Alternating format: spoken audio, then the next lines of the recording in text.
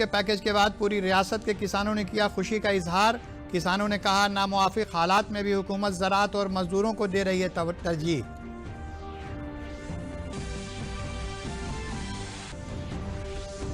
और रियासत में स्पेशल श्रमिक ट्रेनों के जरिए अब तक 4 लाख से ज़्यादा महाजिर मजदूर आ चुके हैं वापस। 48 स्टेशनों पर मुसाफिरों को ट्रेनों से उतार कर भेजा जा रहा है उनके घर। आदाब, खबरों के साथ हाजिर हूं मैं फरीद आरिफ सिद्दीकी। अब खबरें तफसील से। यूपी के औरैया में एक सड़क हादसे के उस वक्त पेश आया जब दिल्ली से आ रहे ट्रक ने एक डीसीएम में टक्कर मार दी। डीसीएम से सफ़र करने वाले लोग सड़क के किनारे चाय पी रहे थे। ये सभी महाजिर मजदूर थे और लॉकडाउन में अपने घर जा रहे थे। औरैया के सीएमओ ने बताया कि राजस्थान से बिहार और झारखंड जा रहे 24 मजदूरों की सड़क हादसे में मौत हो गई है। जख्मी 22 मजदूरों को अस्पताल में दाखिल किया गया है, जिनमें 15 की हालत नाजुक थी। उन्हें सैफई अस्पताल रेफर किया गया है। वज़ीर आला ने हादसे को संजीदगी से लेते हुए हादसे के लिए जिम्मेदार 2 थाना इंचार्जों को फौरी तौर पर मुअत्तल करने की हिदायत दी है। वहीं इलाके के अफसरान के खिलाफ भी इंतबाह जारी करते का हुक्म दिया है। एसएसपी मथुरा और एसएसपी आगरा से फौरी वजाहत देने की हिदायत दी है। दोनों ट्रक मालिकान के खिलाफ मुकदमा दर्ज करने और दोनों ट्रकों को जब्त करने की हिदायत दी है। वज़ीर आला ने कहा कि सरहदी इलाके में 220 मजदूरों को ले जाने के लिए रखने की हिदायत बसें दी जा चुकी हैं। ऐसे में ऐसे वाक़यात माफी ज़्यादा जो कैजुअलिटी की बात आई है, तो जो टाला में लोग थे जाते हैं, उन्हीं में से जाते हैं 24 लोग की अभी सूचना है जैसा कि उनकी जो है और लगभग 15 लोग जाते हैं सैफई इटावा में जाते हैं, उनको जाते हैं, पर जो घायल है जाते हैं वहाँ भेजा गया। 21 लोग करीब जाते हैं अपना यहाँ औरैया में जाते हैं अस्पताल में। दिल्ली से आए थे जी, तो वो ढाबे के पास रुक के चाय पी रहे थे। पीछे से एक ट्रक, बड़ा ट्रक जिसमें कि चूने के बोरे लदे हुए थे, राजस्थान साइड से है, राजस्थान के नंबर है, उसमें कुछ जो लोग बैठे हुए थे, वो ट्रक पीछे से आके इनसे टकराया। तो शायद ड्राइवर को नींद अब भी कुछ चाहिए होगी, साइड में था, ट्रक से साइड में खड़ा हुआ था, हाईवे साइड में था, उसमें भी टकराने से घटना हुई। तो इसमें जो टोटल हुआ है, इसमें 23 कैजुअलिटी हुई है। 15 को हमने सैफई रेफर करा जिनके ज्यादा फ्रैक्चर है और माइनर फ्रैक्चर, माइनर उसके 20 लोग यहाँ एडमिट है हमारे 20 लोग यहाँ एडमिट है और 15 लोग सैफई रेफर। अनुमानित कितना?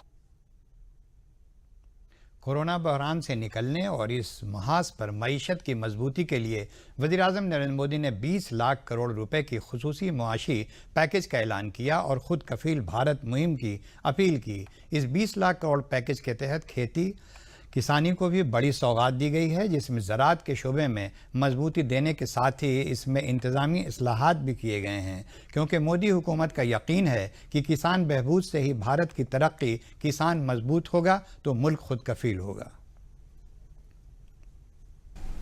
प्रधानमंत्री नरेंद्र मोदी द्वारा घोषित किए गए 20 लाख करोड़ रुपए के आर्थिक पैकेज की तीसरी किश्त का कृषि, मत्स्य पालन और इनसे जुड़ी गतिविधियों पर ध्यान केंद्रित था। वित्त मंत्री निर्मला सीतारमण ने दिल्ली में एक संवाददाता सम्मेलन में इसका पूरा ब्यौरा दिया। इसे मोटे तौर पर 2 श्रेणियों में विभाजित किया गया। बुनियादी ढांचे को मजबूत करने, क्षमता और बेहतर सुविधाओं के निर्माण के मकसद से 8 फैसलों की घोषणा की गई, जबकि 3 अन्य घोषणा शासन और प्रशासनिक सुधारों से संबंधित हैं। सबसे पहले बात करते हैं प्रशासनिक सुधारों की, जो आने वाले दिनों और महीनों में कृषि क्षेत्र के बुनियादी ढांचों को फिर से जीवित करने की क्षमता रखता है। सरकार अनाज, खाद्य तेल, तिलहन, दाल, प्याज और आलू सहित नष्ट होने वाले खाद्य पदार्थों के लिए 6.5 दशक पुराने आवश्यक वस्तु अधिनियम में संशोधन करेगी। इस संशोधन से इन चीजों का बिना किसी सीमा के भंडारण किया जा सकेगा, लेकिन इस प्रावधान में राष्ट्रीय आपदाओं, अकाल जैसी बहुत ही असाधारण परिस्थितियों के अलावा इन चीजों की कीमतों में बढ़ोतरी होने पर बदलाव किया जा सकेगा। प्रसंस्करण और आपूर्ति प्रक्रिया में शामिल लोगों पर भी अब इन चीजों के लिए कोई सीमा लागू नहीं होगी। When in 1955 it was passed and subsequently also we had lived in days of shortages. Now what is happening is farmers are producing, there's abundance of crop. This abundance of crop sometimes also leads to issues because they would want to export. We don't permit them to export because we want to be sure that India prices don't go up, and because of a flip-flop, sometimes farmers don't get the benefit, some other times the consumers suffer. So this Essential Commodities Act requires an amendment. एक और बड़ा कदम कृषि बाजार में सुधारों की घोषणा है, जो किसानों को बाजार में विकल्प प्रदान करने के लिए किया जाएगा।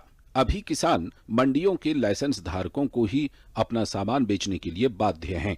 At the moment, you know that he sells his produce only to licensees, holders of license, and this restriction has been one of the reasons why he is not able to find a fair price. Why should only farmers be restricted in selling his produce to only some licensees and not be open to sell it to whoever he wants to sell? So we want to give farmers the choice so that he'll be able to sell his products at an attractive price, have no barriers in interstate movement, and make sure that he is able to e-trade. इसके अलावा किसानों को processor, aggregator, बड़े retailers और निर्यातकों के साथ निष्पक्ष और पारदर्शी तरीके से जुड़ने में सक्षम बनाने के लिए एक सुविधाजनक कानूनी ढांचा भी बनाया जाएगा। इन प्रशासनिक सुधारों के अलावा सरकार ने कृषि क्षेत्र के लिए आवश्यक मजबूती देने के मकसद से कई फैसलों की भी घोषणा की। इनमें से सबसे महत्वपूर्ण में से एक है किसानों के लिए तत्काल कृषि बुनियादी ढांचे बनाने के मकसद से 1 लाख करोड़ रुपए का agree infrastructure fund banana. Farm gate infrastructure are cold chains, post-harvest management infrastructure, storage centers, yards from where they have to do it. So this fund for 1 lakh crore is being created. Here private entrepreneurs, agricultural entrepreneurs, startups, all of whom are now looking at facilitating by procuring from the farmers and reaching out with value addition to the global markets, don't have the infrastructure. So this fund for 1 lakh crore will immediately address that issue, and that fund will be created at the earliest. साथ ही उत्पादन और भंडारण के लिए किसानों को सहायता देने की जरूरत पर ध्यान देते हुए ऑपरेशन ग्रीन्स में टमाटर, प्याज और आलू के अलावा अब सभी फलों और सब्जियों को भी शामिल किया जाएगा। From top to total is what I want to refer to. This also is an existing scheme which gets additional 500 crores. Many of the supply chains have been disrupted for the farmers, particularly during the lockdown. Operation Greens is a scheme which is running at the moment to take care of tomatoes, onions and potatoes which are being cultivated, which come to feed the cities, and they've had very serious implication because they are perishable and they had to have distress sales. So farm level support needs to be given, otherwise such distress cannot be prevented. So the scheme features are such that they get 50% subsidy on transportation, they get also 50% subsidy for storage. This is a pilot which we extend for the next 6 months. It will be expanded and also be extended. वित्त मंत्री ने 15,000 करोड़ रुपए के पशुपालन बुनियादी ढांचा विकास कोष सहित कई अन्य उपायों की भी घोषणा की, जो डेयरी प्रसंस्करण में निवेश को बढ़ावा देने के लिए स्थापित किए जाएंगे। इसके अलावा माइक्रो फूड एंटरप्राइजेज के लिए 10,000 करोड़ रुपए की योजना, पैर और मुंह की बीमारी से मुकाबले के लिए सभी पशुओं का 100% टीकाकरण सुनिश्चित करने के मकसद से राशि, प्रधानमंत्री मत्स्य संपदा योजना के माध्यम से मछुआरों के लिए 20,000 करोड़ रुपए का प्रावधान, हर्बल खेती को बढ़ावा देने के लिए 4,000 करोड़ रुपए और मधुमक्खी पालकों के कल्याण के लिए 500 करोड़ रुपए की घोषणा भी की गई। वज़ीर-ए-आज़म नरेंद्र मोदी ने वज़ीर मालियात निर्मला सीतारमण की जानिब से ज़राअती शोबे में दिए गए राहत पैकेज की तारीफ की। उन्होंने ट्वीट के जरिए कहा कि इससे देही मईशत, हमारे मेहनती किसानों, मछुआरों, मवेशी परवरी और डेयरी शोबों में मदद मिलेगी। वज़ीर-ए-आज़म ने ज़राअत में बेहतरी की पहल का ख़ास तौर से खैर मकदम किया। इसी के साथ खबरें ख़त्म हुई। इजाज़त दीजिए। आदाब।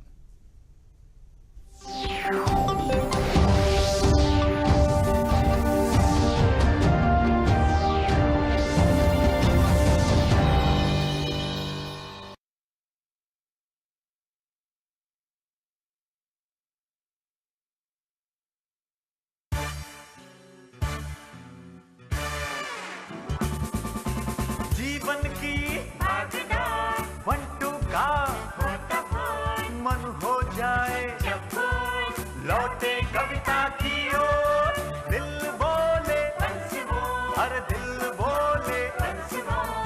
कवियों की हंसी ठिठोली, जैसे चूरन की गोली, और प्यारी